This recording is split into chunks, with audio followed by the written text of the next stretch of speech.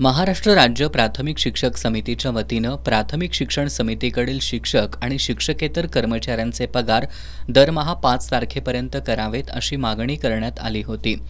किमान महापालिका कर्मचाऱ्यांचे पगार ज्या तारखेला जमा होतात त्या दिवशी शिक्षकांचे पगार करण्यात यावेत असा आग्रह धरण्यात आला होता. त्यानुसार प्रशासनाला निवेदनही देण्यात आलं होतं. काल सोमवारी महापालिका कर्मचाऱ्यांचे पगार जमा झाले, मात्र शिक्षकांचे पगार न झाल्यानं शिक्षक कर्मचाऱ्यांमध्ये असंतोष निर्माण झाला होता. त्यामुळे आज आंदोलनाची हाक दिली होती.